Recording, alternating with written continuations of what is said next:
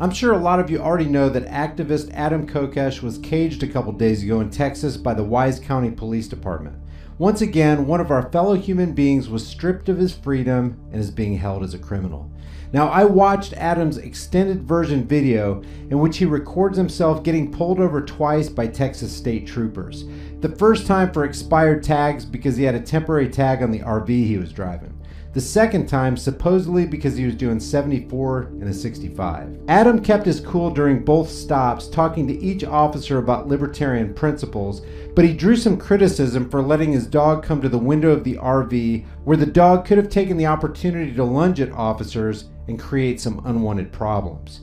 I mean, we've all seen and heard about the trigger-happy cops who are more than willing to kill your pet for absolutely no reason. During the second stop, as Adam is talking to the two officers, one of the cops comes up to him and informs him that they're going to bring a drug dog in to walk him around the vehicle. Dogs, of course, as we've seen, are used by cops to covertly trample the Fourth Amendment because trainers train them to alert on a vehicle at will, which according to them gives them the excuse to not respect your right to be secure in your person, house, papers, and effects, or in this case, RV.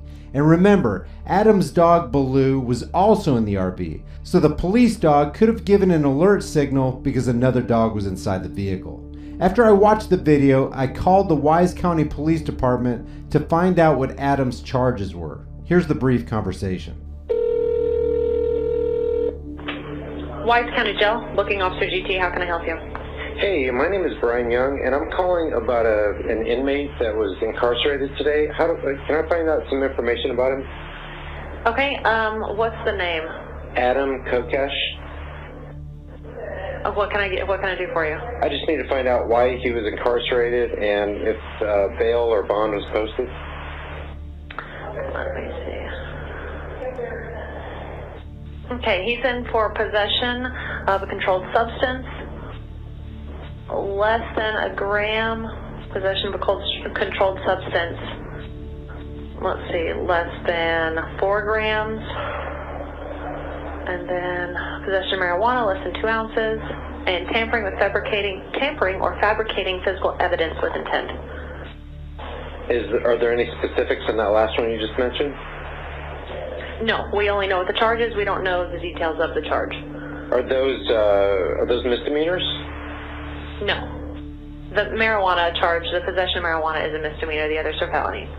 So there's 1 misdemeanor, 2 felonies, and one. Is the last one that you mentioned a felony? Yes. And is there a particular court date for him? He saw the judge today. I don't know anything other than that. Okay, so we don't know what the bail amount or bond amount is? Well, for possession of the controlled substance, PG1 is $20,000 surety bond. Possession of the controlled substance, PG2 is $35,000. Possession of marijuana less than 2 ounces is $1,500, and the tampering or fabricating physical evidence with intent to impair is $20,000. Wow. Do you have a total on that? I didn't have my calculator out when you did that. It looks like $76,500. Okay, and do they have to post like 10% of that or 20% or anything? Is there a percentage on that? It depends on the bondsman you work with. There's speculation that the drugs were planted in the RV. I don't know. Whether Kokesh had drugs or not, nothing immoral was done. No crime was committed, no victims suffered harm. And no matter how you slice it, this is literally highway robbery, extracting $76,000 from one man who did no harm to anyone. Here you have an organized crime ring under the guise of protecting and serving the public. This idea of having to get permission from another person or group of people to be able to drive your vehicle down the road or go fishing in a river or open a business is insane when you actually sit down and think about what's happening. And what is a license after all, but the government taking away from you a right you already have by the implied threat of force and selling it back to you by the way of the purchase of a permission slip. And if you don't use that permission slip, men with guns will come and make you pay a fine or throw you in a cage. I'm sure most of you know how bail bonds work, but here's a brief summary. Bail is a financial arrangement with the court that a bail bonding agency will make on behalf of the criminal defendant. A bond is a surety that the full bail amount will be paid, but some courts will accept either the full bond or a 10% cash down payment for the release of a suspect. So they take your freedom from you by throwing your ass in a cage, but they'll let you out if you pay 10% of what they're asking up front and in cash. Let's call it what it is.